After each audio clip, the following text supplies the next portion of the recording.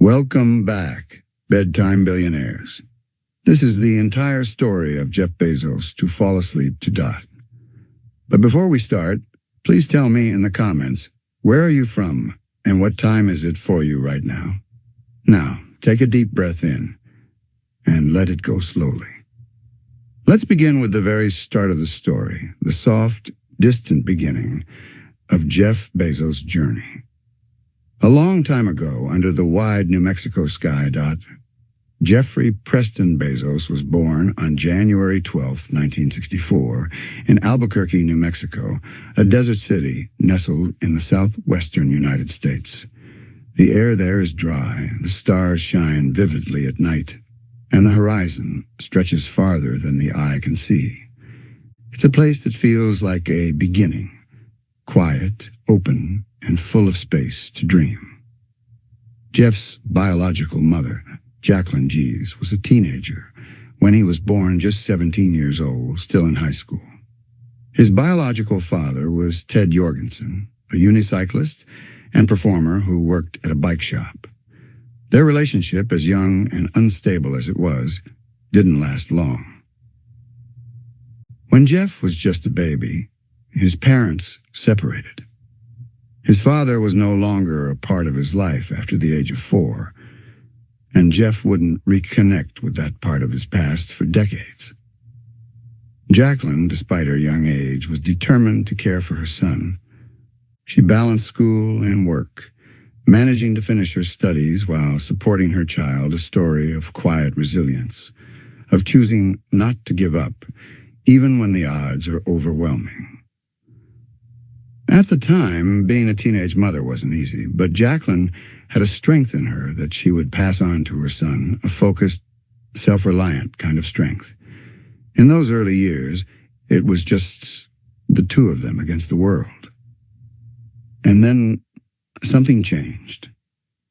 When Jeff was around 4 years old, Jacqueline met a man who would change the trajectory of their lives. His name was Miguel Bezos, a kind, thoughtful man originally from Cuba. Miguel had arrived in the United States alone as a teenager, as part of Operation Pedro Pan, a program that brought over 14,000 unaccompanied Cuban minors to escape political unrest in the early 1960s. He was just 16 when he landed in Miami with no money and very little English, but with a quiet determination to build a new life. Miguel eventually earned a degree in engineering and found work at Exxon, the oil giant, a job that would lead the family across states in the years to come. But before that, he married Jacqueline and adopted Jeff as his legal son. From that moment forward, Jeff was no longer Jeff Jorgensen. He became Jeff Bezos, a new name, a new chapter. Miguel loved Jeff as his own. The adoption was complete, total, and loving. In fact, Jeff didn't even know he was adopted until much later in life. That was a testament to how seamless and natural their bond had become. The Bezos family began their new life together, Jacqueline, Miguel, and young Jeff, full of hope, and moving forward one step at a time. They relocated frequently following Miguel's job with Exxon. This included stops in Houston, Texas, and later Miami, Florida, among other places.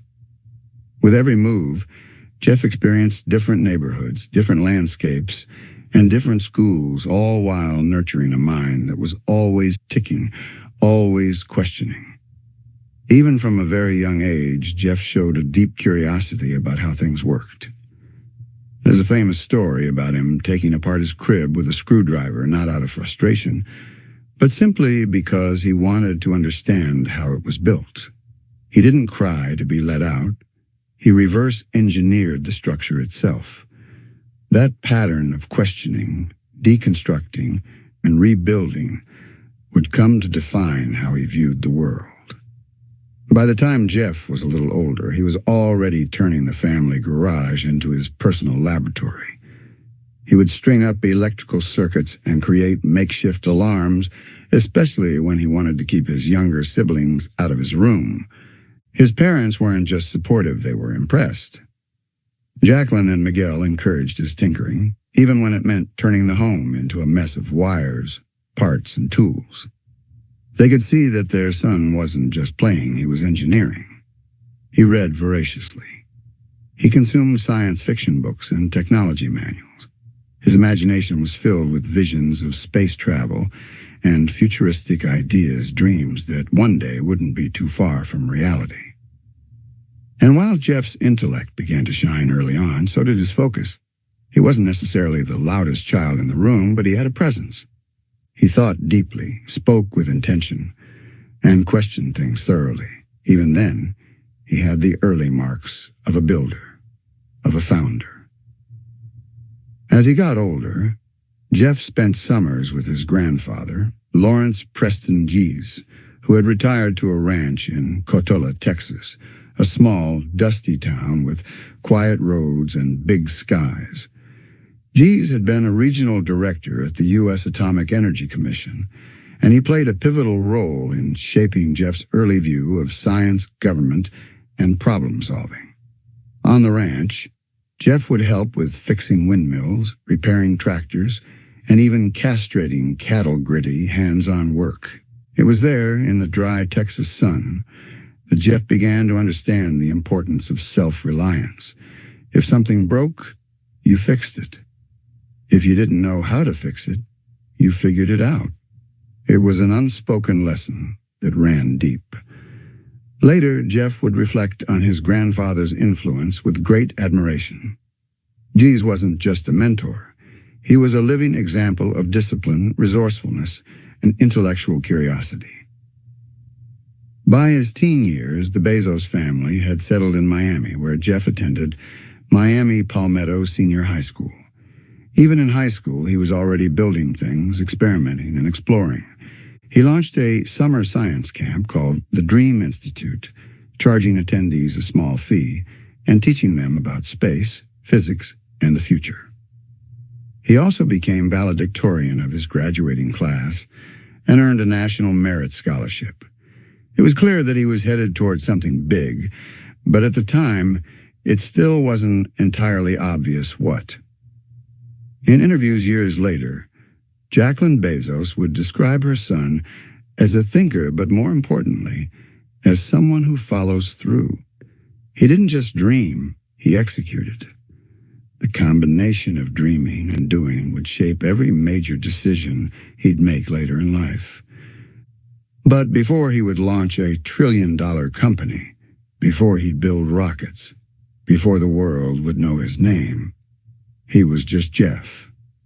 A quiet, smart kid who asked a lot of questions, got lost in books, and loved looking up at the stars. Take a deep breath and imagine that wide Texas sky again. The smell of dry earth, the buzz of cicadas in the distance, the creak of an old windmill turning in the breeze.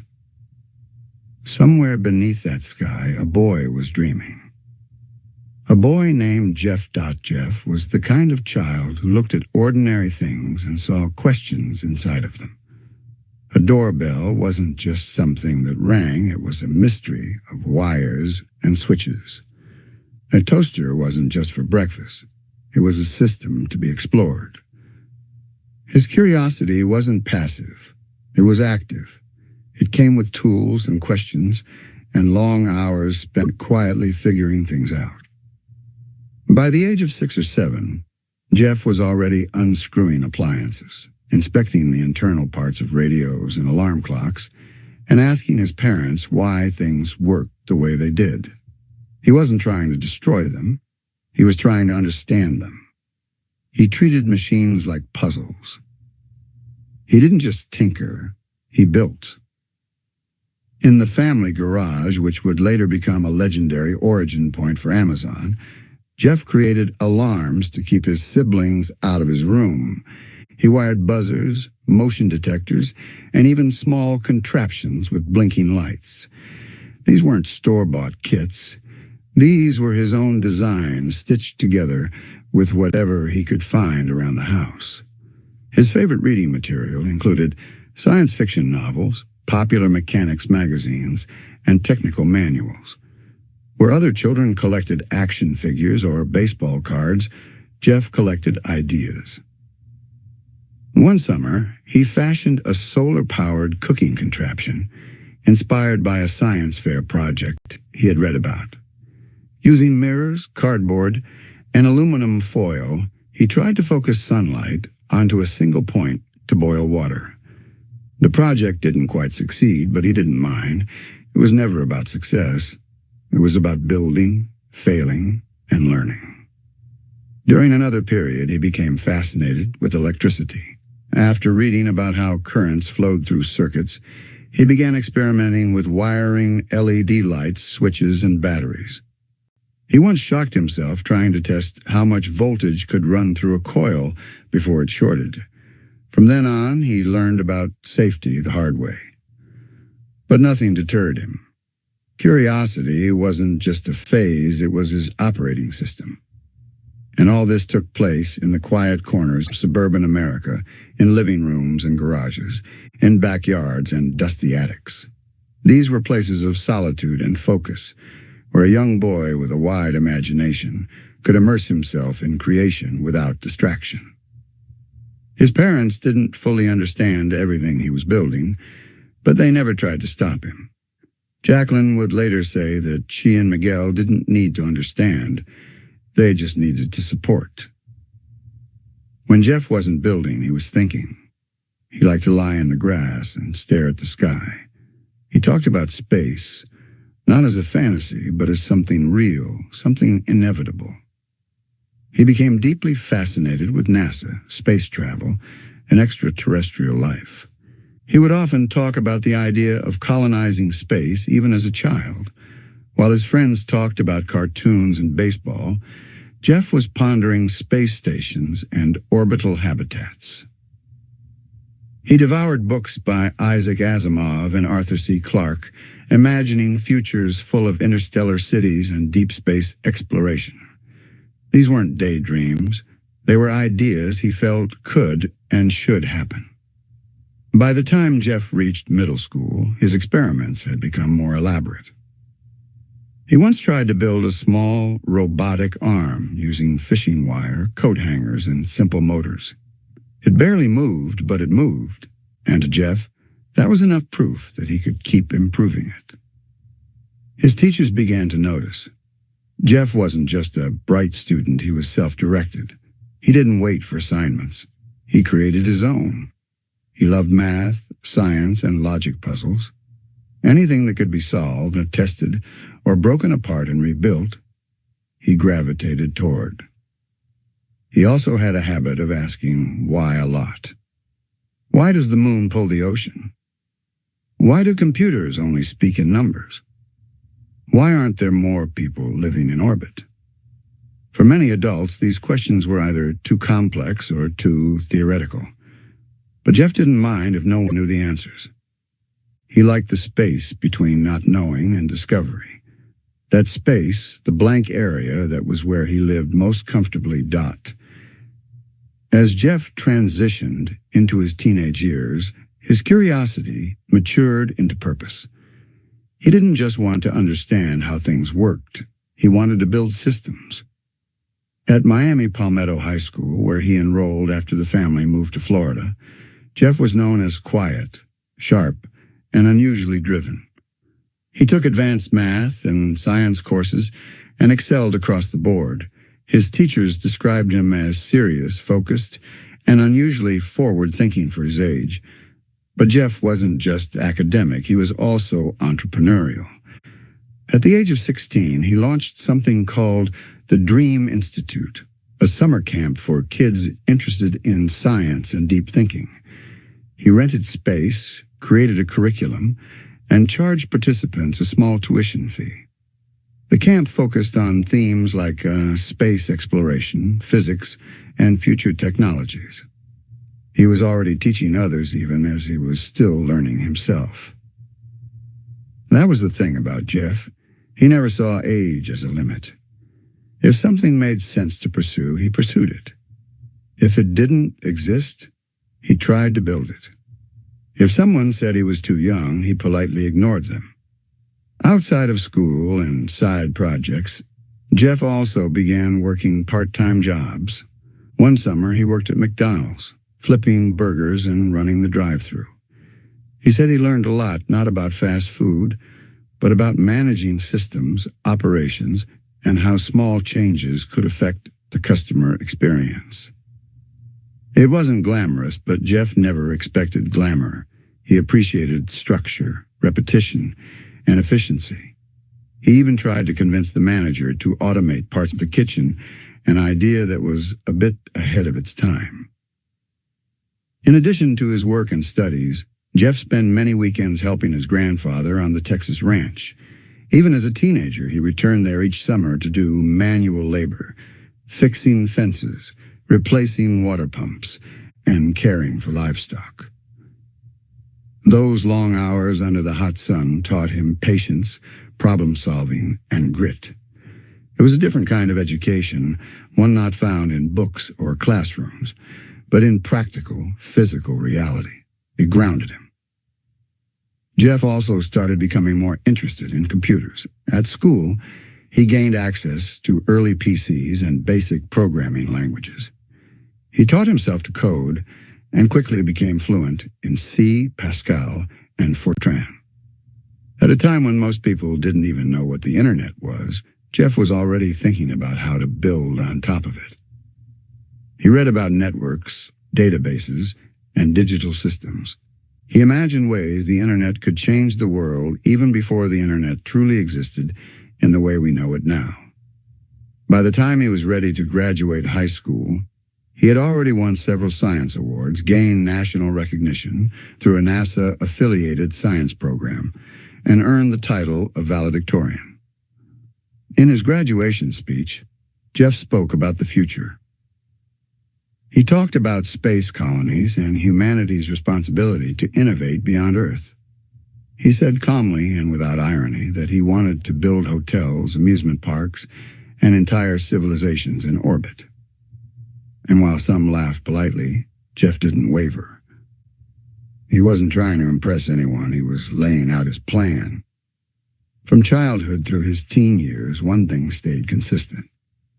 Jeff Bezos was a builder of systems, not just products. He didn't chase popularity, he chased efficiency, improvement, and the unknown. And as the 1980s approached, Jeff set his sights on the next step of the journey. College, but not just any college. He was accepted into Princeton University, one of the world's most prestigious schools, and he enrolled with a clear goal in mind: to study physics and engineering, and eventually help expand humanity beyond Earth. He hadn't even turned 20, and already he was dreaming in galaxies. Take a moment now to pause. Let your breath slow. Let your thoughts soften. And picture that young man packing for college, his books in hand, mind racing with blueprints for futures that didn't yet exist. Somewhere deep inside that quiet teenager, the world's most influential company was already forming quietly, patiently, waiting to begin. Jeff Bezos arrived at Princeton University in 1982, carrying a quiet intensity that didn't shout for attention, but commanded it all the same. He was just 18, but already operating like someone twice his age, deeply focused, quietly confident, and clearly aware that this was the next launch pad for his evolving mind. Princeton is known for its Gothic architecture, its centuries-old traditions, and its powerful academic programs. For Jeff, it was paradise, the kind of place where thinking deeply wasn't just encouraged, it was expected. Originally, Jeff enrolled to study physics, inspired by his admiration for great minds like Einstein, Feynman, and Stephen Hawking. He dreamed of uncovering the secrets of the universe, the equations that govern time, matter, and space, and for a while, that's exactly what he tried to do. He joined intensive physics and mathematics courses, including quantum mechanics, thermodynamics, and electromagnetic theory. These weren't easy classes. They demanded complete attention, endless hours of study, and a deep understanding of abstract thought. Jeff worked hard, pushing himself as always. But something began to stir inside him. Despite his best efforts, Jeff slowly realized that while he loved the concepts, his skills as a theoretical physicist might not match his ambition. In a particularly humbling moment, he looked around one of his advanced physics classes and recognized that some of his classmates were true prodigies, the kind of minds that were destined to reshape the laws of physics. Jeff was brilliant, but he realized something critical. His strength wasn't in solving existing problems. It was in inventing new frameworks entirely. So he made a pivotal decision. Jeff switched his major to electrical engineering and computer science, a choice that better matched his analytical mind and hands-on, systems-oriented thinking. It was one of the first of many major pivots in his life, a decision made not out of defeat, but out of clarity. He wasn't chasing prestige, he was chasing impact. And in the computer science department at Princeton, Jeff flourished. He dove deep into the study of databases, algorithms, operating systems, and software design.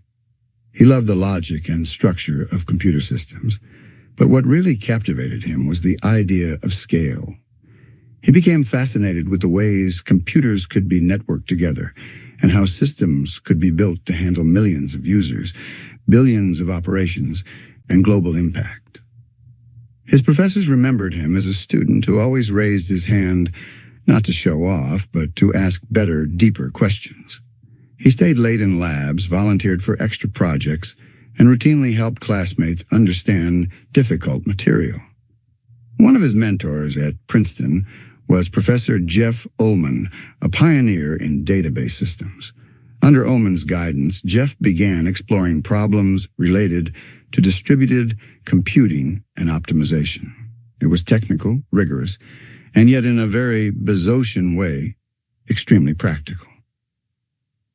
But Princeton wasn't all computers and coursework. Jeff found time to stretch his leadership skills too. He joined the Quadrangle Club, one of the university's famed eating clubs that doubled as social and networking hubs. There he mingled with peers, discussed ideas over late-night meals, and quietly began formulating his future. Even then, classmates noted that Jeff didn't party hard or follow trends. He was polite, a little nerdy, but unshakably driven. If people were talking about weekend plans, Jeff was usually thinking about markets, systems, or space travel. He also began reading about entrepreneurship. He studied companies like IBM, Intel, and Xerox PARC. He admired how innovation could create entirely new industries. And he often spoke of his dream to start his own company someday, though at the time, he wasn't sure what it would be. Instead of diving in immediately, Jeff decided to learn from the inside. He wanted to see how great systems ran, how companies operated at the highest level. Upon graduation in 1986, with degrees in electrical engineering and computer science, Jeff was at a crossroads. He had job offers from several tech firms. But he made a surprising choice. He joined Fattel, a startup working on building a network for international trade using computer systems. At Fattel, Jeff got a crash course in business, software, and global finance. He learned how to write code in the morning, pitch ideas in the afternoon, and sell products to executives by evening. He was promoted rapidly, eventually managing development teams and traveling internationally. It was fast, demanding, and thrilling, a real-world lab for the skills he had only begun to develop at Princeton. And perhaps most importantly, it was at Fattel where Jeff began to see the future forming. He noticed how networks were becoming more powerful, how data was becoming the new oil, and how digital infrastructure was quickly outpacing traditional models. He saw that something massive was coming. The Internet. Back then, in the late 1980s and early 1990s, the Internet was still a tool used mostly by academics and researchers. But Jeff began to imagine a world where it was as common as electricity, where every home and every business would depend on it. and that vision planted a seed. Even while excelling at Fattel, Jeff felt an itch. He hadn't forgotten his dream of building something of his own.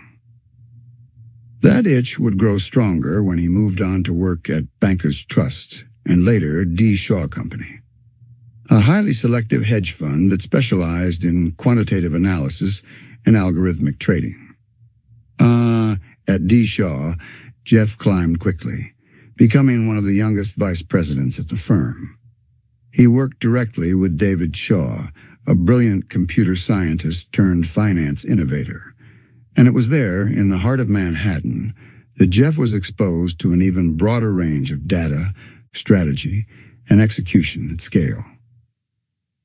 But more than anything, D. Shaw was where Jeff had his big idea. He came across a statistic that stopped him in his tracks. Internet usage was growing at 2,300% per year.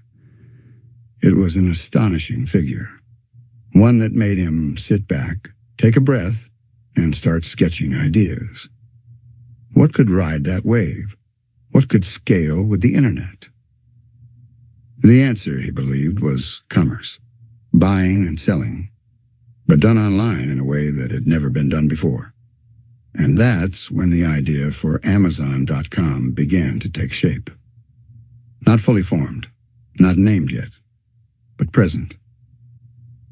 In his quiet apartment in New York, Jeff Bezos began writing the earliest notes for what would become one of the world's most transformative companies. And all of it, the patterns, the discipline, the curiosity, could be traced back to Princeton, to a young man who switched majors not because he couldn't succeed, but because he knew exactly what kind of success he wanted to build.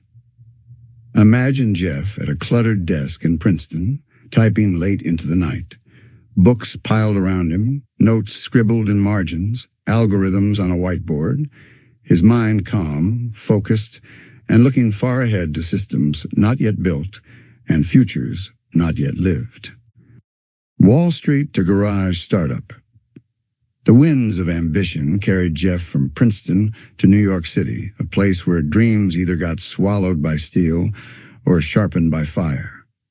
Fresh out of college in the mid-1980s, Jeff entered the working world with a mix of curiosity and conviction. He didn't immediately leap into entrepreneurship. No, first he wanted to understand how the world worked from the inside. He saw finance as a perfect training ground, a high-pressure laboratory where systems, decisions, and consequences moved at breathtaking speed. His first professional stop was Fattel, a financial technology startup. It might not be a household name today, but for Jeff, Fattel was more than a job, it was a proving ground. The company was developing technology to facilitate international trade over secure computer networks. This was the dawn of digital finance. And Jeff, fresh-faced and sharply dressed, found himself at the crossroads of tech and trade. He quickly impressed his supervisors with his ability to learn rapidly and lead calmly. Within a short time, he was promoted to head of development and customer service, overseeing teams in both London and Tokyo. These weren't just jobs. They were opportunities to see how systems could be built, optimized, and scaled. At Fattel, Jeff learned to work across time zones, cultures, and expectations. He learned how systems that seemed complex could be tamed with clarity and structure. And even though he was still in his 20s, he carried himself like a seasoned operator. But his ambitions were still larger. After 2 years at Fattel, he moved on to Bankers Trust, where he became a product manager. Here he worked on sophisticated financial software that managed pension funds and retirement portfolios. The systems were massive, the stakes were high, and Jeff loved it. He wasn't the kind of person who coasted. He pushed himself to understand the underlying architecture of everything he touched. He learned how money moved across borders, how institutions balanced risk, and how data could guide billions of dollars in investment. By the time he was recruited by D. Shaw Company in 1990, Jeff was already developing a reputation as a mind built for the future. D. Shaw was no ordinary firm. It was one of the first to combine computer science with finance, leveraging algorithms and data to make smarter investment decisions. This was exactly Jeff's world-structured logic, scale, and strategy. He thrived. Within 4 years, he rose to become one of the firm's youngest vice presidents. He was managing teams, building systems, and helping direct the future of the company. It was a dream job, the kind that came with security, prestige, and an incredibly comfortable lifestyle. But Jeff wasn't dreaming of comfort. He began to feel an itch, a whisper inside his head that kept returning to the same idea, the Internet. In the early 1990s, the Internet was still a fringe tool, mostly used by academics and hobbyists. But Jeff saw something different. He saw exponential growth, the kind that doesn't just bend lines on graphs, but breaks them. He came across a startling statistic. Web usage was growing at 2,300% per year. That number stopped him cold. It lit up his brain like a circuit board. He started sketching out business ideas that could ride that growth. He created a list of potential Internet businesses: online real estate, online auctions, online retail. And then it hit him. Books. The online bookstore idea seemed simple, but Jeff saw complexity beneath the surface. There were millions of titles, more than any physical bookstore could ever stock. With a well-built system, he could offer infinite selection, fast delivery, and a scalable infrastructure. But it was risky. Leaving the D. Shaw meant leaving behind everything he'd built. He would be walking away from one of the most respected firms on Wall Street. And that's where Mackenzie Scott enters the story. Mackenzie, then Mackenzie Tuttle, was a fellow Princeton alum who had worked as Jeff's assistant at D. Shaw, but their connection ran deeper than a job description. She was a gifted writer with a quiet intensity that matched Jeff's own. They shared a love of books, ideas, and long, thoughtful conversations. Mackenzie had studied under Toni Morrison, one of the greatest literary minds of the 20th century. She was observant, introspective, and fiercely intelligent. She and Jeff quickly became inseparable. They dated, fell in love, and were married in 1993. Mackenzie believed in Jeff's vision, perhaps more than anyone else.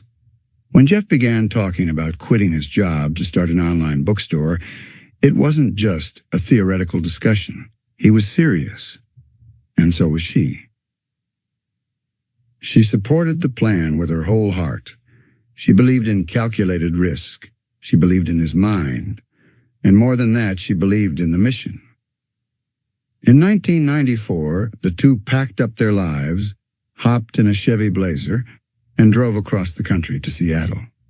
Jeff typed out the business plan for Amazon in the passenger seat. Mackenzie drove. It was the ultimate leap of faith.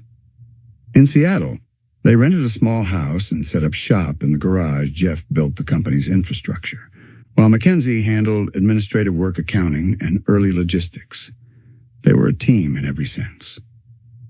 Mackenzie would later say that she married Jeff for his laugh and for his ideas. And it was this marriage of joy and intellect that helped lay the foundation for Amazon's early survival. While Jeff was focused on systems, Mackenzie focused on people. She brought empathy to a company that was, at the start, just wires, servers, and spreadsheets. Her presence grounded the project in something real, and so the couple who had once bonded over books began selling them to the world. But before Amazon became a household name, it was just a domain name, just a server in a garage, just two people who believed in the future. And it all started with Wall Street skills, a road trip west, and a quiet, shared belief that the internet was going to change everything. But the story of Jeff and Mackenzie wasn't just about love and risk. It was about alignment, not just of values, but of timing. Jeff was thinking about what the internet could become, but Mackenzie helped him believe it was worth betting everything. She wasn't just supportive, she was involved. From handling early business banking to writing the first checks, she gave Amazon not only legs to stand on, but a voice of patience and purpose. In many ways, Mackenzie was Amazon's first co-founder, even if her name never appeared in the headlines. Their first office, that cluttered Seattle garage, had a desk made from a door, propped up on two sawhorses. Jeff would later say that he loved the symbolism. A door turned into a desk represented frugality, scrappiness, and possibility, all things Amazon would come to embody. They worked long hours, often late into the night, the hum of servers, the click of keyboards, Mackenzie taking orders and Jeff refining the code behind the website. Everything was manual, from uploading book titles to packing boxes. Sometimes Jeff himself would drive to the post office with deliveries in the back of their car.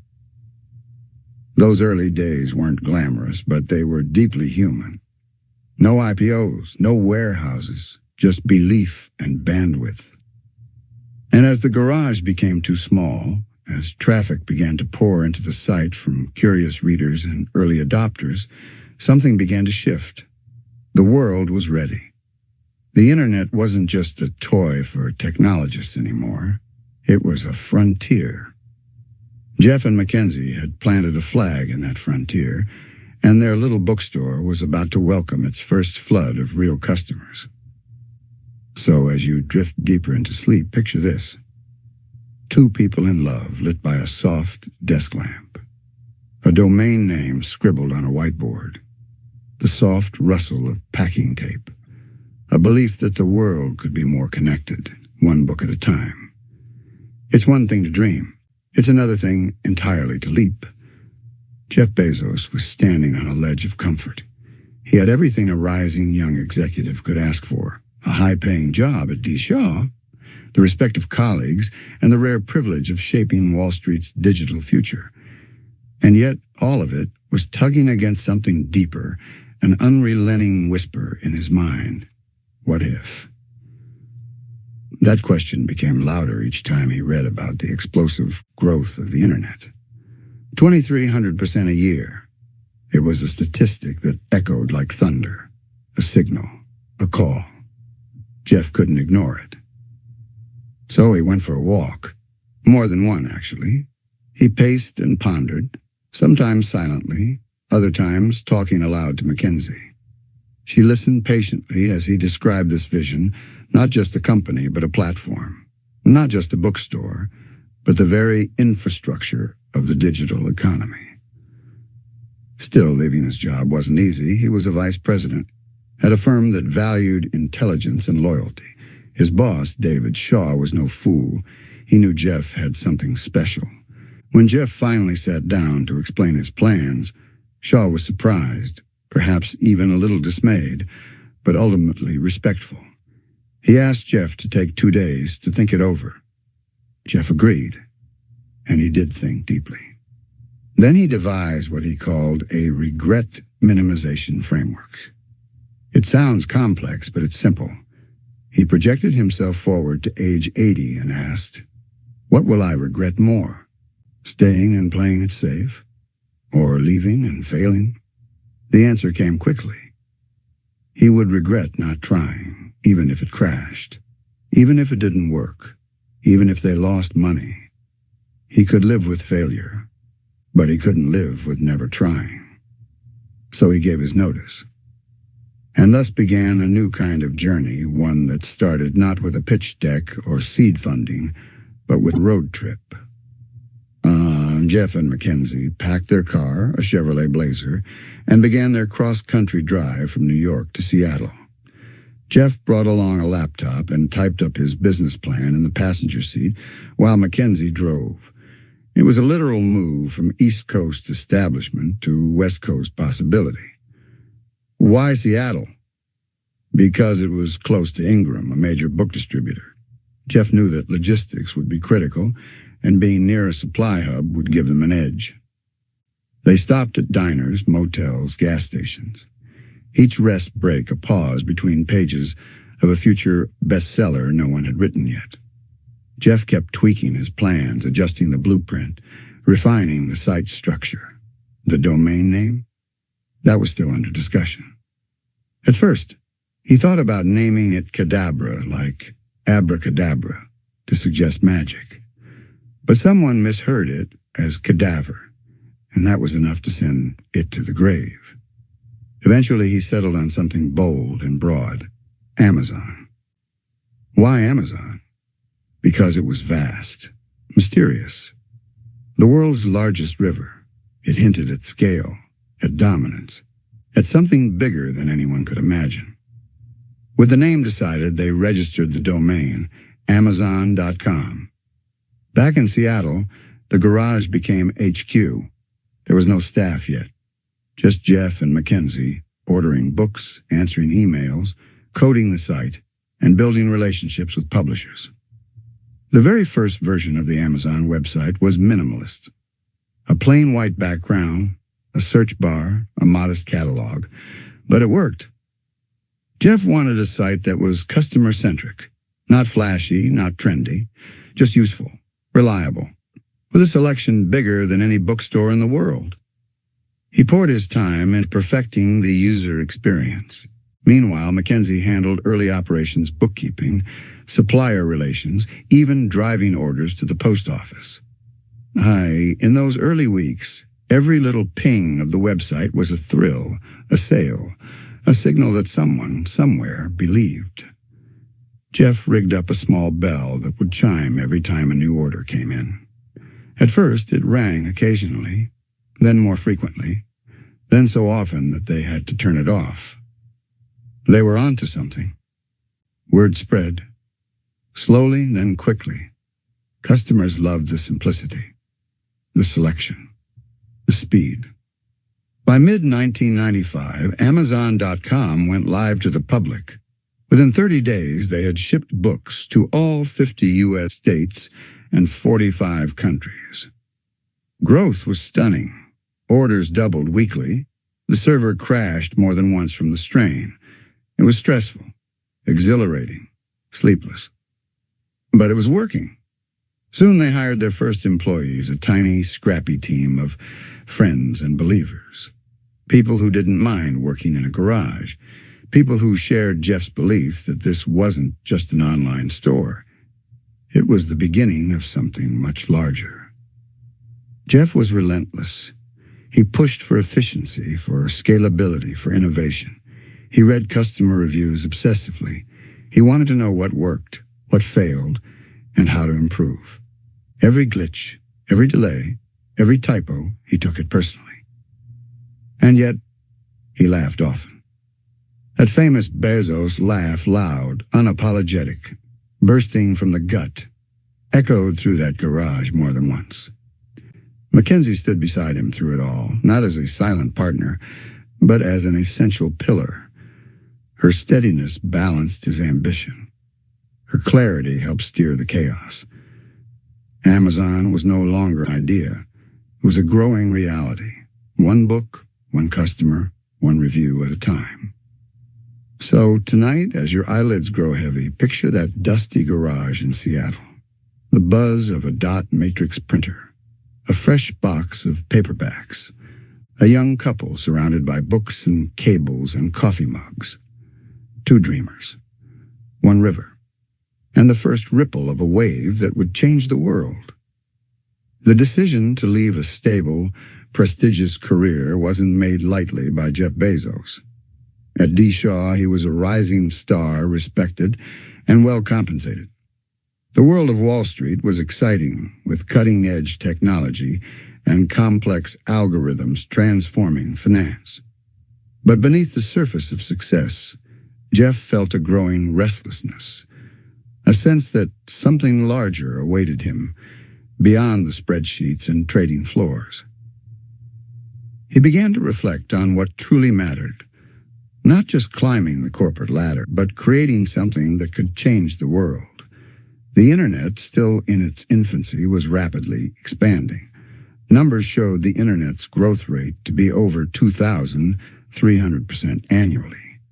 It was uncharted territory, full of possibility. Jeff discussed his thoughts endlessly with Mackenzie. She was his confidant, sounding board, and partner in this uncertain journey. Their conversations often stretched late into the night, filled with equal parts excitement and fear. Could he leave the comfort of a high-paying job for an uncertain future? What if he failed? What if the internet bubble burst?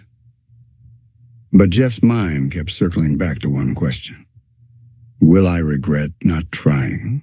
It was a question he answered with his regret minimization framework, imagining himself at age 80 looking back. Would he regret playing it safe or chasing his dream? That clarity gave him courage. He resigned from D. Shaw, surprising many but earning respect from his peers. His boss, David Shaw, even helped him polish his business plan, wishing him well on his venture. Then came the physical journey, a road trip across America from the bustle of New York City to the emerging tech hub of Seattle. Jeff and Mackenzie packed their belongings into the Chevrolet Blazer. Along the way, Jeff typed furiously on his laptop, drafting plans and adjusting projections. Mackenzie drove, navigating the highways and back roads, making stops at diners and motels, moments of normalcy amid a life-changing adventure. Seattle was chosen deliberately. Jeff knew being close to Ingram Book Group, one of the largest book distributors in the country, was crucial for the logistics of his planned online bookstore. It also placed them near a growing tech scene and a supportive entrepreneurial ecosystem. Before settling on Amazon, Jeff considered several names. Cadabra was one short for abracadabra, but it was quickly discarded after someone misheard it as cadaver. He needed something that suggested scale, breadth, and ambition. Amazon fit perfectly. The world's largest river, vast and powerful, symbolizing the expansive marketplace Jeff envisioned. Back in Seattle, their new office was a modest garage in a quiet neighborhood. A desk fashioned from a wooden door set atop sawhorses, a humble symbol of their resourcefulness. The early days were grueling. Jeff wrote code late into the night, refining the website, optimizing search functions, and building relationships with the publishers and suppliers. Mackenzie managed orders, shipping, and the fledgling company's finances. She even delivered packages herself, often driving to the post office with boxes in the back seat. The website was simple: a clean white background, a search bar, and a catalog of books. But it worked. Customers appreciated the ease of use and the huge selection, far more than any physical bookstore could offer. To celebrate each new sale, Jeff rigged a small bell that chimed every time an order came in. At first, the chimes were few and far between, but as the days passed, the sound became a steady rhythm, a heartbeat signaling the company's growing success. The first month after launch saw orders from all 50 U.S. states and dozens of countries. Growth was explosive, doubling week after week. Servers crashed under the strain, and the team worked tirelessly to scale up. Through the highs and lows, Jeff remained focused on one principle: obsess over the customer. Every review was read. Every complaint was a lesson. Every glitch was an opportunity to improve. Mackenzie's calm and steady support was vital. Together they were more than founders, they were partners navigating the unknown. And as the sun set over that Seattle garage, the seeds of a global giant were quietly taking root. Imagine a quiet garage in Seattle, filled with stacks of books, humming computers, and the faint smell of coffee. The light is dim, flickering from a single desk lamp. This is where Jeff Bezos and Mackenzie Scott spent countless nights turning a bold idea into reality. The garage was more than just an office. It was a crucible of innovation, perseverance, and quiet determination.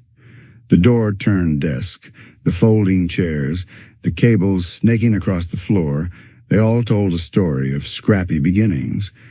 It was far from glamorous, but it was exactly where Amazon's story took root. Jeff's technical skills and vision came alive in the early website they built. The design was minimalist, just enough to allow customers to browse and buy books online with ease. No flashy graphics, no complicated menus. It was straightforward, intuitive, and most importantly, functional. This wasn't about style, it was about substance. Jeff knew the internet was a new frontier, but customers were still learning how to shop online. Every click, every page load mattered. If the site was slow or confusing, customers would leave. So Jeff and his small team obsessively optimized the site for speed and usability. Behind the scenes, Amazon's back-end systems were state-of-the-art for their time. Jeff engineered infrastructure to handle rapid growth, often working through the night, debugging code and improving database systems. He knew scaling early was essential. The last thing they wanted was a server crash during a surge in orders. Meanwhile, Mackenzie was the glue holding operations together. She handled everything from bookkeeping to packaging orders. In the early days, she even drove to the post office with Amazon shipments, personally ensuring that customers received their books promptly. Customer focus was more than a motto, it was a way of life. Jeff famously encouraged his team to obsess over the customer experience. They read every customer email, every review, every piece of feedback. Negative reviews weren't seen as failures, but as opportunities to improve. One early innovation was Amazon's customer review system. Allowing customers to leave honest reviews was revolutionary at a time when traditional bookstores controlled information. Jeff believed transparency would build trust and loyalty. It was a gamble that paid off, creating a vibrant community around the site.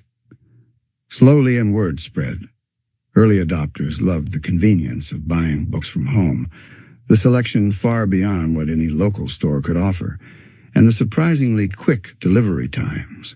The Add to Cart button became a familiar and comforting feature in households across America. As the months passed, the humble garage startup blossomed. Orders doubled and then tripled each week. The team grew, hiring early employees who shared Jeff's vision and willingness to work hard for little pay, but big belief. The pace was relentless. Servers sometimes crashed under heavy traffic. Customer service reps worked long hours answering questions and resolving issues. But each challenge was met with creativity and grit. Jeff's leadership style was famously intense but inspiring. He pushed for rapid innovation and experimentation, tolerating failures as long as the team learned quickly. "If you're not failing," he said, "you're not trying hard enough." To fuel expansion, Amazon sought investment. In 1995, Jeff secured a $1 million round of funding from family, friends, and angel investors. This capital allowed the company to improve its website, expand inventory, and build relationships with publishers. With growth came new challenges. Jeff had to balance innovation with financial discipline. Every dollar spent was scrutinized. Yet the team was encouraged to think big. After all, the goal was to become the largest online retailer in the world. By early 1997, Amazon's revenues were soaring, but the company was still operating at a loss. Jeff knew that to compete with traditional bookstores and to finance growth, they would need a significant infusion of capital. The solution? Take Amazon public. The IPO, initial public offering, was both thrilling and nerve-wracking. Jeff, McKenzie, and their team prepared meticulously for the big day. They crafted their S-1 filing, a detailed prospectus describing Amazon's business and future plans. The roadshow involved pitching to investors across the country. On May 15, 1997, Amazon went public on the NASDAQ stock exchange under the ticker symbol AMZN. The company priced its shares at $18 each. The market's response was enthusiastic. The IPO raised $54 million, a substantial sum that provided the fuel Amazon needed to accelerate growth. Jeff's vision was now shared by thousands of new investors who believed in the promise of e-commerce. But going public brought new pressures. Wall Street demanded results and profits. Jeff famously reminded his team not to be distracted by short-term earnings, but to focus on long-term growth and customer obsession. Amazon continued to innovate, expanding its product categories beyond books into music, videos, electronics, and more. The company pioneered features like personalized recommendations, one-click ordering, and lightning-fast shipping. Throughout, Jeff maintained his relentless focus on the customer. He believed that if Amazon delivered great experiences, profits would eventually follow. The garage startup was now a global company with a market capitalization of billions. But in Jeff's mind, the journey was only beginning. So as you settle deeper into your dreams tonight, picture that modest garage, the glow of a computer screen, the clatter of a keyboard, and the quiet determination of a man who dared to imagine a new world of shopping. Feel the pulse of the first ding of a sale bell. Hear the laughter and late-night conversations between Jeff and McKenzie. Sense the growing excitement of a company on the cusp of transforming the way we all buy, sell, and connect. Becoming a titan, surviving the dot-com crash. The years following Amazon's IPO in 1997 were full of excitement and rapid growth. Amazon was one of the shining stars of the dot-com boom, with investors pouring money into tech startups hoping to catch the next wave of internet disruption. Jeff Bezos, though, was never dazzled by short-term hype or stock market frenzy. His eyes were fixed firmly on the horizon, building a company that would last. But the bubble that had inflated the tech world was about to burst. By the turn of the millennium, cracks began to appear. Overvalued internet companies with unsustainable business models started to fall like dominoes.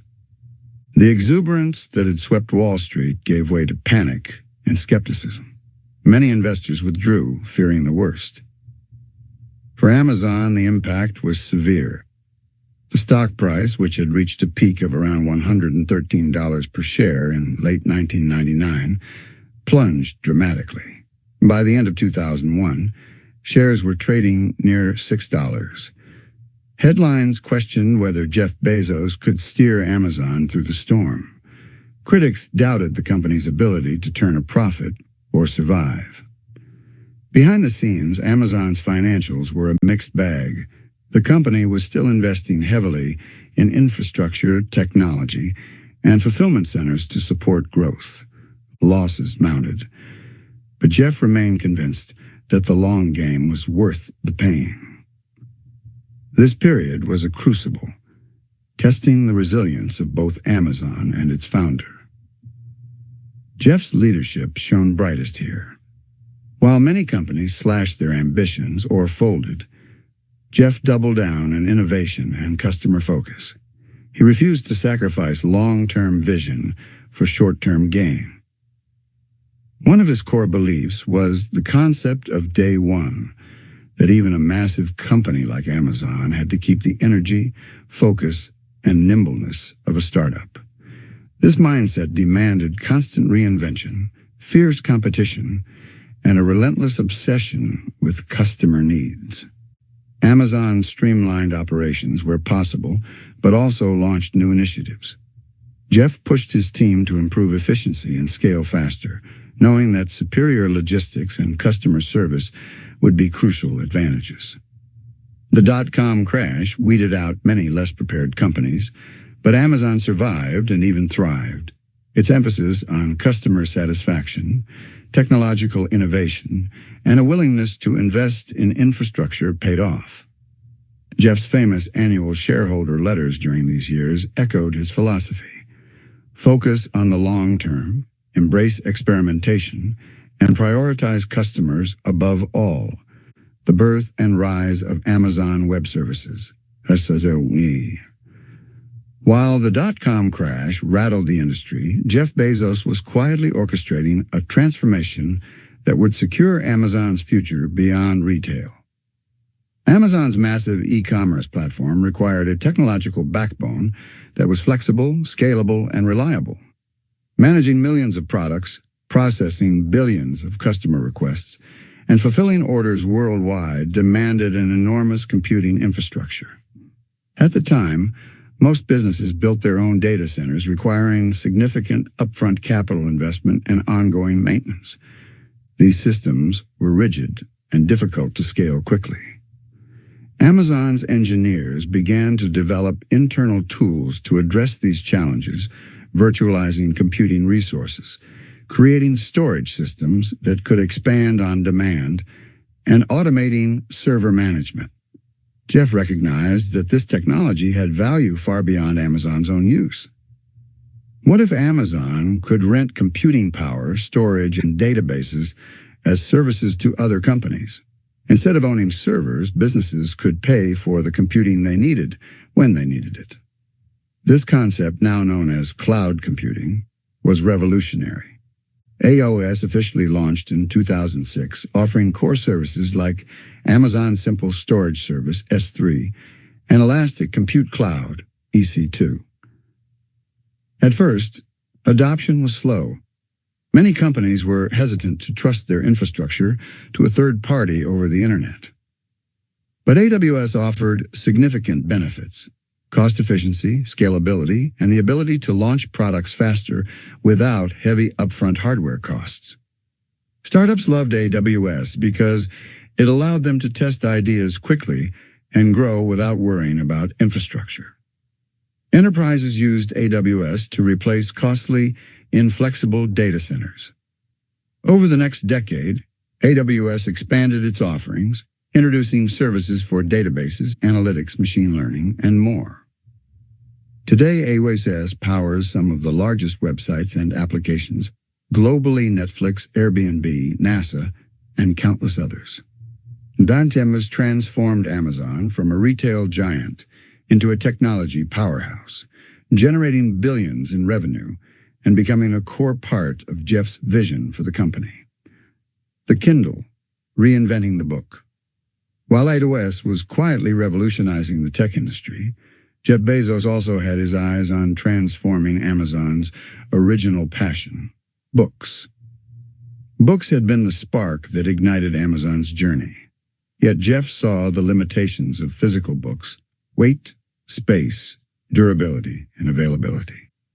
He imagined a world where readers could carry thousands of books in a single, lightweight device and download any title instantly without visiting a bookstore or waiting for delivery.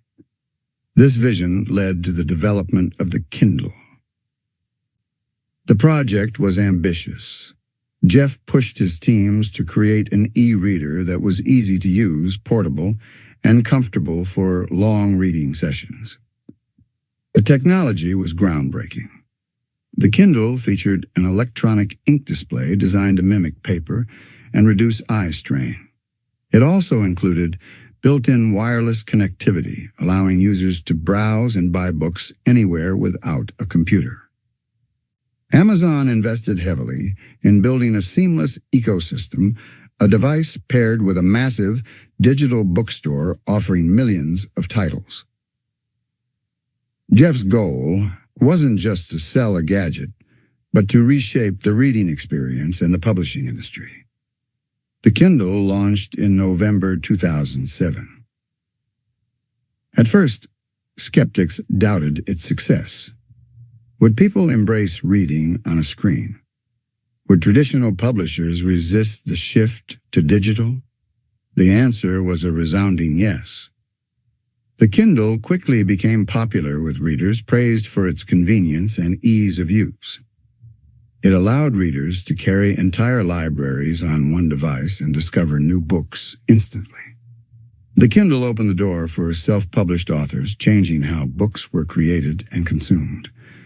Amazon's success with the Kindle reinforced Jeff's belief in continuous innovation and customer-centric design, navigating challenges with vision and patience. Both iOS and the Kindle were bold bets in uncertain markets. iOS required convincing companies to trust a new way of computing. The Kindle challenged traditional publishing norms. Yet Jeff's approach was consistent. Focus on customer needs, experiment boldly, and think long-term. He famously said that success requires a willingness to be misunderstood and to be patient. While competitors focused on immediate profits or market share, Jeff was building foundational technologies and ecosystems. This patience paid off spectacularly. AWS became the dominant cloud provider, and the Kindle transformed the reading experience globally. The dot-com crash was not just a crisis, but a proving ground. Jeff Bezos emerged with a clearer vision. Amazon was not merely an online retailer, but a technology innovator with an eye on reshaping entire industries.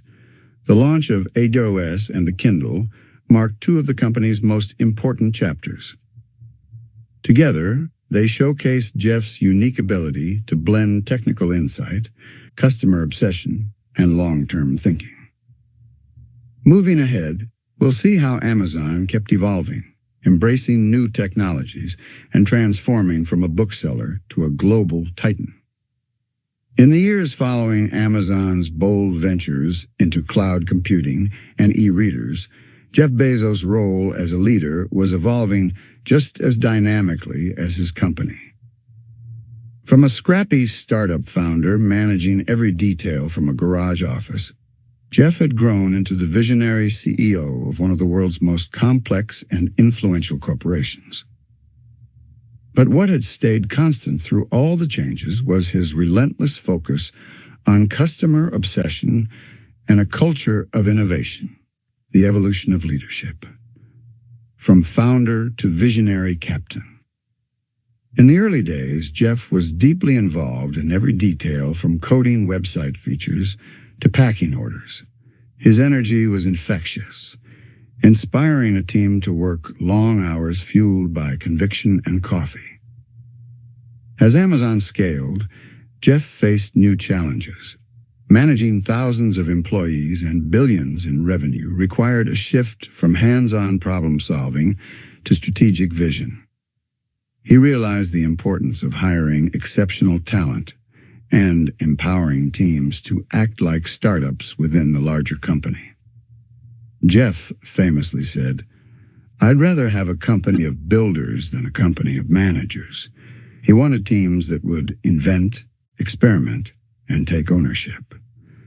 This shift meant Jeff evolved from the chief doer to a leader who set bold goals and provided freedom and support for others to innovate.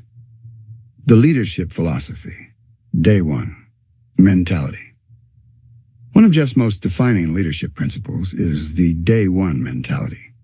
This idea was simple but profound. No matter how big or successful Amazon became, the company should act every day as if it were its first day. Day one means staying customer-obsessed, moving quickly, being willing to experiment and fail, and avoiding bureaucracy. Jeff warned about day two, which he described as stasis, followed by irrelevance and decline. This mindset kept Amazon agile and competitive even as it grew into a trillion-dollar company. Jeff encouraged leaders to be stubborn on vision, but flexible on details, holding on to the core purpose while adapting how to get there. Cultivating a culture of innovation and risk, Jeff's leadership style also embraced calculated risk-taking. He believed that failure was an inevitable part of invention, and encouraged employees to experiment boldly. He created mechanisms to learn fast and iterate quickly, such as the famous two pizza teams, small groups designed to operate with startup-like agility. Jeff also emphasized metrics and data-driven decision-making, ensuring every idea was tested against customer outcomes. Yet he never let data stifle creativity. If you want to be inventive, you have to be willing to be misunderstood for long periods of time, he reminded his teams. This balance of discipline and daring fueled some of Amazon's most groundbreaking products. Amazon Prime, changing the game in e-commerce. In 2005, Amazon launched Amazon Prime, a membership program that offered customers free 2-day shipping for a flat annual fee. At the time, this was revolutionary. Fast, reliable shipping was expensive and complicated. Offering it as a subscription required massive investment in logistics and fulfillment infrastructure.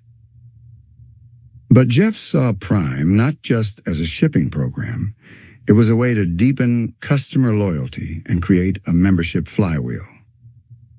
Prime members tended to shop more frequently, explore new categories, and stick with Amazon longer. Over time, Amazon added more benefits: unlimited streaming of movies and music, exclusive deals, early access to sales, and more. Prime transformed how people thought about shopping online. It wasn't just about convenience. It became a lifestyle membership. Jeff believed that by focusing on long-term value for customers rather than short-term profits, Amazon could create a self-reinforcing cycle of growth. The journey to voice, birth of Echo and Alexa. As the 2010s dawned, Jeff was once again pushing Amazon to innovate beyond traditional shopping. He saw that technology was moving towards voice interaction and smart home integration. This vision gave birth to the Amazon Echo, a smart speaker launched in 2014, powered by a new voice assistant named Alexa. The Echo was unlike anything on the market. Instead of buttons and screens, users could simply speak to control music, check the weather, shop, and control smart home devices. At first, some were skeptical. Was voice really the future? Could a device in your living room really replace apps and keyboards? Jeff believed Alexa could become a new interface for everyday life. He encouraged teams to focus on creating an engaging, helpful, and continuously improving assistant. Alexa, an ecosystem of intelligence. Alexa's potential wasn't just in playing music or answering questions. Jeff envisioned Alexa as a platform for developers and businesses, creating a whole ecosystem of skills that extended Alexa's abilities. This openness fueled explosive growth. Thousands of third-party developers built new voice apps for Alexa, from ordering pizza to controlling lights. Amazon invested heavily in AI and natural language processing to make Alexa smarter and more conversational. Over the years, Alexa became a household name, embedded not only in Echo devices, but also in cars, TVs, and appliances. Leadership through disruption. Lessons from Alexa and Prime, Amazon Prime and Alexa exemplify how Jeff's leadership evolved to navigate massive disruption. Prime wasn't just a shipping program, it was a long-term bet on customer loyalty and ecosystem growth. Alexa wasn't just a gadget, it was a bet on voice as the next computing platform. In both cases, Jeff balanced customer obsession with a willingness to take risks on emerging technologies. He championed a culture that saw innovation as continuous, not occasional. The man behind the vision. Despite his legendary status, Jeff remained intensely involved in culture and product. He famously holds a weekly S-Team meeting with Amazon's top executives to keep focus on strategy and customer needs. Jeff's emails and communications are known for clarity, directness, and an almost poetic insistence on excellence. Yet he is also known for listening deeply and learning from mistakes. Leadership to Jeff is a continuous journey, not a destination.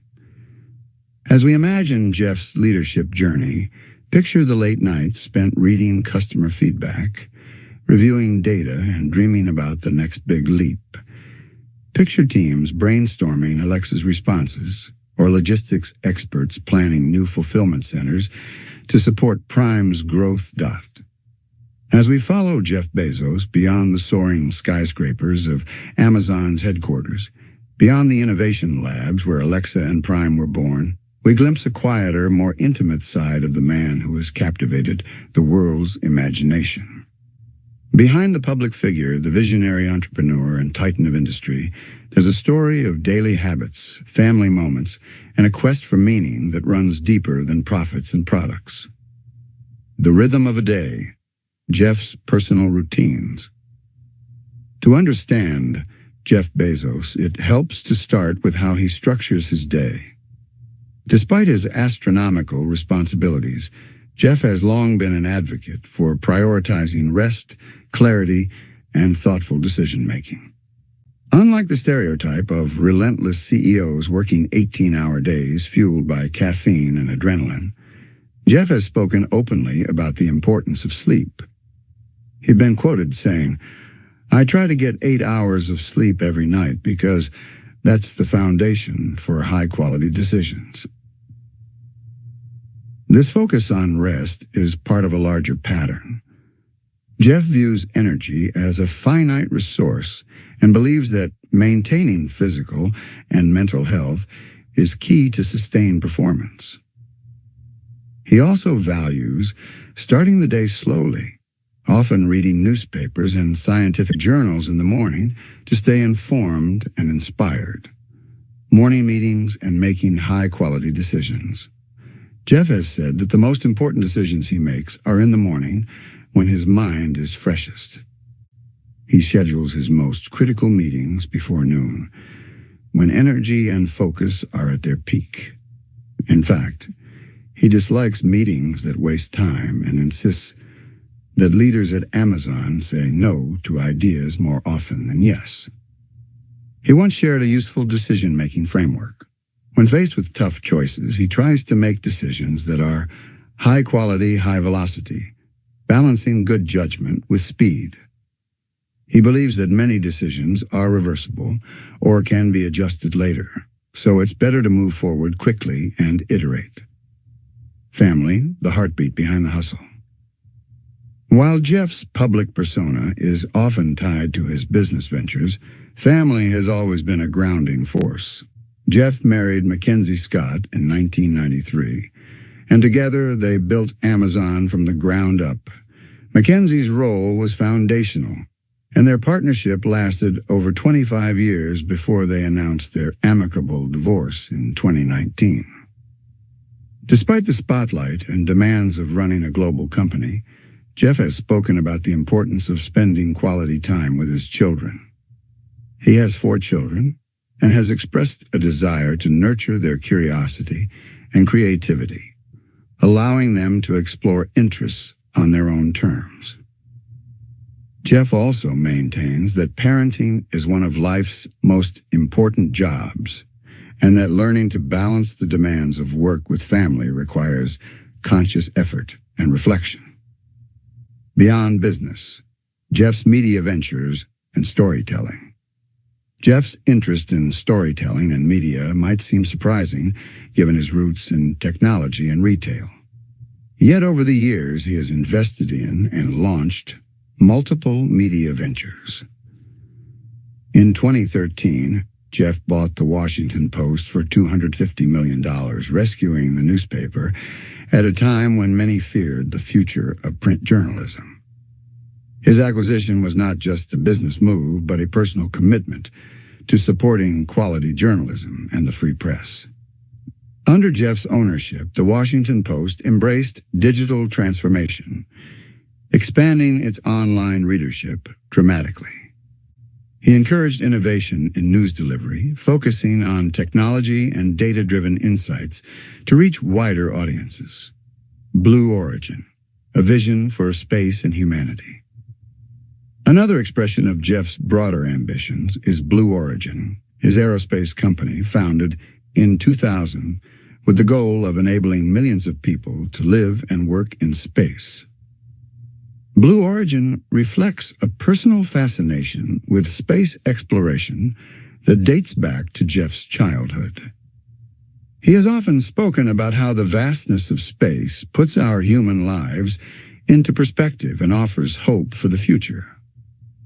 Unlike Amazon, which focuses on immediate commercial success, Blue Origin embodies Jeff's long-term vision for humanity. Its motto, Gradatim Ferociter, step by step, ferociously, captures Jeff's patient, deliberate approach to this colossal challenge. Blue Origin's work on reusable rockets aims to dramatically reduce the cost of space travel, making space more accessible. Jeff's investment in Blue Origin shows a willingness to take on grand challenges that few others dare to imagine. The art of balancing ambition with personal values. With such vast ambitions, from revolutionizing shopping to cloud computing, from voice assistants to space travel, one might wonder, how does Jeff balance this with personal values and a sense of purpose? Jeff has often spoken about the importance of purpose-driven leadership. His mission for Amazon has always been about more than profit. It's about improving customers' lives and building something meaningful. He's expressed that working on products and services that create real value provides motivation beyond financial success. At the same time, Jeff recognizes the human side of business, that leadership involves empathy, ethics, and responsibility. Handling criticism and staying grounded. Being at the helm of a company as large as Amazon inevitably draws criticism from regulators, competitors, and even the public. Jeff has faced questions about Amazon's labor practices, market dominance, and privacy concerns. Rather than avoid or ignore such issues, Jeff has demonstrated a willingness to engage thoughtfully. He has invested in improving workplace conditions, advocated for ethical AI development, and called for responsible innovation. Balancing ambition with values means acknowledging imperfections and striving for continuous improvement. The importance of curiosity and lifelong learning. Another pillar of Jeff's personal philosophy is a voracious curiosity and love of learning. From his youth experimenting with electronics to his time at Princeton, Jeff has always pursued knowledge. Even as CEO, he dedicates time to read broadly, from science and technology to philosophy and history. This intellectual curiosity fuels innovation and keeps his worldview expansive. Jeff's approach to giving back. Philanthropy is another important aspect of Jeff's personal life. Although he was initially cautious about large-scale giving, Jeff has ramped up his commitments in recent years. He launched the Bezos Day One Fund, focusing on helping homeless families and creating high-quality preschools in underserved communities. In 2020, Jeff made headlines with his $10 billion pledge to fight climate change through the Bezos Earth Fund. He has emphasized that philanthropy is a way to use wealth responsibly, addressing global challenges that require urgent attention. How ambition and values intersect in decision-making. At its core, Jeff's leadership and personal life reflect a continuous balancing act. His ambition drives him to explore new frontiers and push boundaries. His values ground him in purpose, empathy, and responsibility. This interplay shapes the decisions he makes, whether launching a new product, investing in space, or supporting causes he cares about. Jeff's journey shows us that true success is not just about what you build, but how you build it. Bedtime reflection. The man beyond the headlines. As you prepare to close your eyes, imagine Jeff Bezos, not as a distant billionaire, but as a human being navigating complexity. Picture him waking early, savoring a quiet cup of coffee, reading the news. Picture family dinners filled with laughter and questions from curious children. Picture evenings spent reviewing ideas for Blue Origin or discussing new Alexa features. In this quiet, unhurried moment, the man behind the legend reveals himself, a dreamer, a builder, a father, and a lifelong learner. The final frontier. As the sun sets gently on the world below, our story lifts off into the vast expanse above the quiet frontier of space, where dreams stretch beyond the horizon. Jeff Bezos, the man who reshaped shopping and technology on Earth, dared to set his sights even higher. Not content to revolutionize just one industry, he embarked on a journey to explore the final frontier itself, space, the beginning of a cosmic dream. The story of Blue Origin begins long before the company officially launched. It starts in the mind of a young Jeff Bezos, gazing up at the night sky from his childhood home in Texas. From an early age, Jeff was captivated by space, by its mystery, its vastness, and its promise. He often cited watching the Apollo moon landings as one of the defining moments of his youth.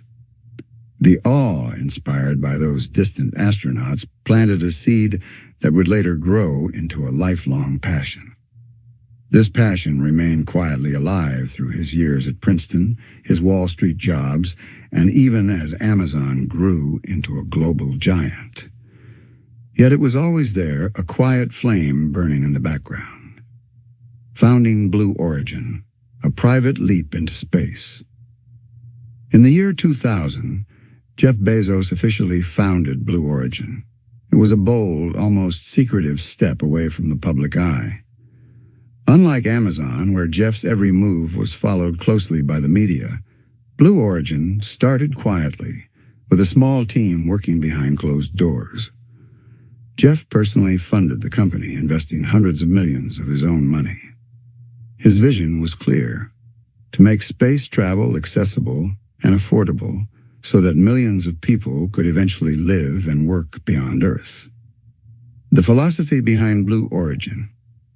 Blue Origin's guiding motto, Gradatim Ferociter, means step by step, ferociously. This phrase perfectly captures Jeff's approach to space exploration. He understood that reaching the stars wouldn't happen overnight.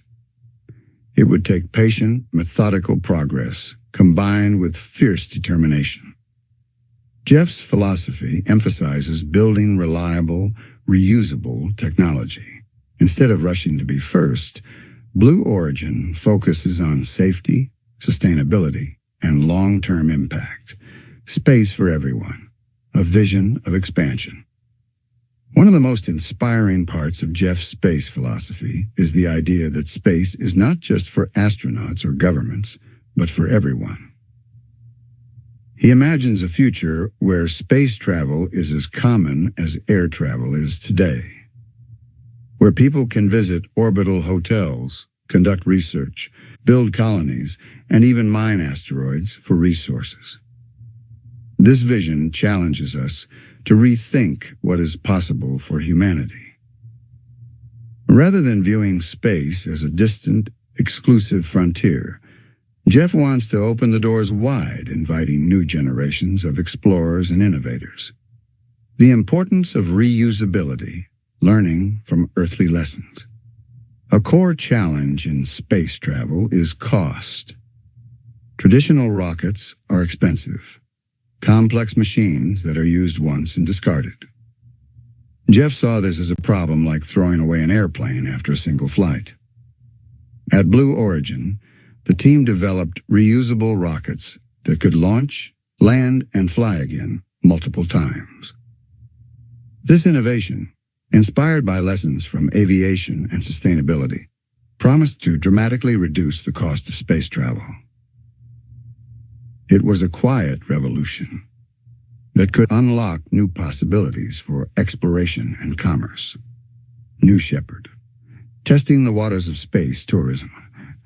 Blue Origin's first major breakthrough came with New Shepard, a suborbital rocket designed for space tourism and research missions. Named after Alan Shepard, the first American in space, New Shepard is designed to carry passengers just past the edge of space, allowing them to experience weightlessness and see the Earth from above. The rocket launches vertically, then returns smoothly to Earth using retro rockets and landing legs like a bird returning to its nest. This reusable design was a testament to Jeff's patient, step-by-step philosophy. The goal was to open space tourism to more people, making the experience safe, affordable, and repeatable. A personal journey in space. Jeff Bezos himself has expressed a personal connection to space travel beyond business or technology. He talks about the perspective shift that seeing Earth from space provides the fragile beauty of our planet, the interconnectedness of life, and the urgency to protect our home. This cosmic viewpoint has shaped his desire to create a better future, both on Earth and beyond. He believes that by developing space industries, humanity can reduce its environmental impact here on Earth, moving heavy industries off-planet. The future beckons, ambitious goals and challenges but ahead. Blue Origin continues to push forward with ambitious projects, including developing larger orbital rockets like New Glenn. These rockets aim to carry satellites, cargo, and eventually humans into orbit and beyond. Blue Origin's vision also includes building space habitats where people can live and work long-term. Of course, challenges remain: technical, financial, and regulatory hurdles that require patience and innovation. But Jeff's steadfast commitment means the journey is ongoing, each step moving humanity closer to a multiplanetary future. As you imagine Blue Origin's rockets soaring silently through the night sky, think about the courage it takes to dream beyond the Earth. Picture the engineers, scientists, and dreamers working quietly, step by step, to make the impossible possible. Picture Jeff Bezos looking up at the stars and knowing that the future of humanity might one day unfold among them. And with that peaceful thought, let your mind drift gently, floating weightlessly like a spacecraft, leaving the atmosphere calm, curious, and full of wonder. If space is a frontier, then frontiers breed rivals. And in the 21st century, no space rivalry has captured the imagination or divided public opinion quite like that between Jeff Bezos and Elon Musk. Two men, two billionaires, two visions of the future. Both began on Earth, both looked up at the stars, but what they saw up there and how they believed we should get there could not be more different. Where Jeff saw slow, deliberate steps, Elon saw speed and boldness. Where Jeff emphasized caution and reusability, Elon championed experimentation and fast iteration, even when it meant frequent explosions. Where Blue Origin preferred quiet progress, SpaceX lived in the public eye, every launch streamed live, every failure dissected on social media. But this wasn't just a difference of style. It was a difference in philosophy. For Jeff Bezos, space was a pressure release valve for Earth, a place to offload heavy industry, to protect the planet for future generations. It was a path towards sustainability and balance. The Earth, he often said, is the best planet we'll ever have. We should treat it like a precious garden and use space to make life here better. For Elon Musk, space was an escape hatch, a backup plan. Mars wasn't just a dream, it was a necessity. He believed humanity's future depended on becoming a multiplanetary species. In his eyes, staying on Earth was too risky, too fragile, too finite. To survive, we needed a second home. And so, while both men built rockets, they pointed them in different directions. Jeff's Blue Origin aimed for a kind of cosmic suburbia orbital habitat circling Earth, clean energy harvested from space, and long-term stable systems that would take generations to build. Elon's SpaceX, on the other hand, shot straight for the red planet, daring to imagine cargo ships, colonies, and eventually civilizations on Martian soil. Their rivalry was rarely direct in public. Jeff, ever private and composed, rarely mentioned Elon by name. Elon, known for his online provocations, was more vocal sometimes, dismissing Blue Origin as lagging or derivative. He once joked that Jeff's space ambitions were more about tourism than transformation. But under the surface, both men watched each other closely. Each launch, each contract awarded, each new technology unveiled, they were all moves on a quiet chessboard, played in the vacuum of space, but with consequences here on Earth. At the heart of their competition was not just technology, but time. Elon Musk believed we had very little of it. He feared AI, pandemics, climate catastrophe, all potential threats to human survival. His urgency was palpable in the timelines he gave. Colonizing Mars within decades, not centuries. Jeff Bezos took the longer view. He believed that the real work building the infrastructure of space could not be rushed. It would require patience, generations of builders, and the kind of methodical engineering that doesn't grab headlines but ensures lasting success. His metaphor was the railroad, not the gold rush. And yet both men knew the same truth. Space is hard. Rocket science is unforgiving. Gravity is stubborn. The vacuum is silent, cold, and cruel.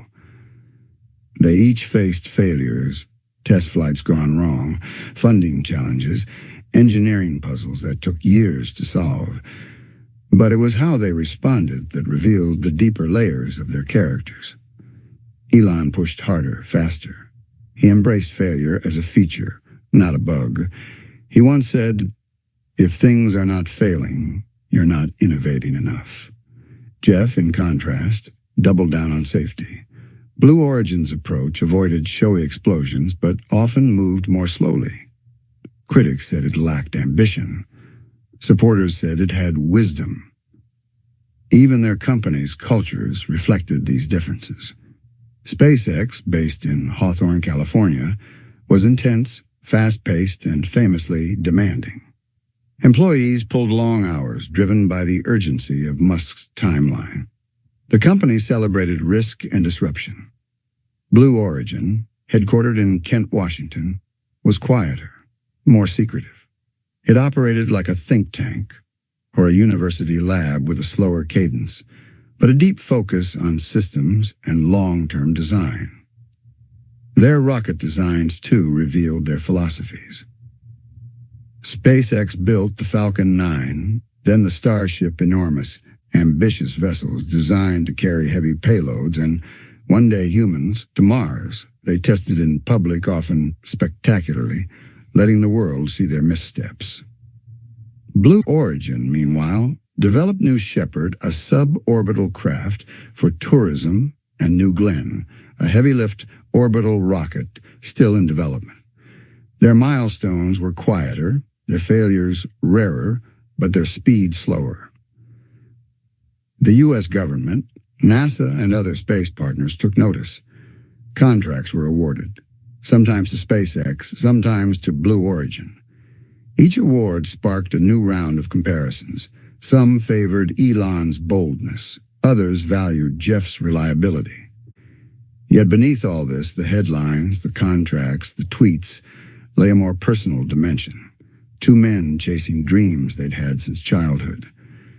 Jeff Bezos, the boy who watched Star Trek and built science projects in his garage, truly believed that humanity's destiny was in space. But not in a rush. He wanted to build the infrastructure so that future generations could flourish. Elon Musk, the young science fiction reader from South Africa, wanted to see it happen in his lifetime. The clock was ticking, and Mars was waiting. Over time, their rivalry became more pronounced. In 2021, when NASA awarded a lunar lander contract to SpaceX, Blue Origin protested, claiming unfairness in the process. Lawsuits followed. Public statements were made. The tension became less abstract and more political. And yet, for all their differences, there was something almost poetic about their parallel paths. Two billionaires, two tech titans, both shaped by science fiction, driven by curiosity, armed with resources and influence, and both reaching in their own ways for the stars. Some saw them as competitors. Others saw them as complementary. After all, space is vast. There's room for multiple visions, multiple approaches. In fact, that might be the only way progress happens, through diversity of thought, through healthy competition, through disagreement that spurs innovation. In quieter moments, one can imagine Jeff Bezos watching a SpaceX launch not with envy, but with admiration. And perhaps Elon Musk in private, respecting the engineering discipline behind Blue Origin's work, even if it moved slower than he preferred. Because deep down, both men were chasing something bigger than themselves. Not just rockets, not just headlines, but legacy. A footprint in the stars. A future they would never fully see but could help shape. It's easy to think of space as cold, distant, and impersonal. But in this story, the story of two dreamers looking skyward, it becomes something profoundly human. A mirror of our hopes, our flaws, our need to build, to compete, to reach. And so the rivalry continues, not with malice, but with momentum. Each launch, each innovation, each new idea born from this silent race through the sky brings us closer to the day when space is no longer a dream but a destination. And in that shared future, maybe there will be room for both visions, for the colonies on Mars and the cities in orbit, for the bold leaps and the careful steps, for the rocket that explodes and the one that lands, and for the children of Earth looking up at the stars, just as Jeff and Elon once did, to believe that they too can go there someday. In early 2021, after over 27 years of leading Amazon from a garage startup to one of the most powerful companies in the world, Jeff Bezos announced something that once seemed unimaginable. He would be stepping down as CEO. To many, this felt like the end of an era, but to Jeff, it was a transition, not a farewell. He wasn't retiring. He was redirecting. And he made it clear that this wasn't about stepping back. It was about leaning in to new dreams, to bigger pictures, to longer horizon. In his letter to employees, Jeff wrote, "I've never had more energy, and this isn't about retiring. I'm super passionate about the impact I think these organizations can have." Those organizations included Blue Origin, his Day One Fund, the Bezos Earth Fund, and the Washington Post, each representing a different corner of his evolving legacy. Andy Jassy, the longtime head of Amazon Web Services, would take over as CEO, and the company would continue its relentless innovation. But for Jeff, it was time to zoom out, to step out of the daily grind and into the higher altitudes of visionary work. Stepping down wasn't an act of slowing down. It was an act of clarity, of asking a bigger question. What else can I build with this time, this energy, this life? Bezos's philanthropic efforts began to accelerate.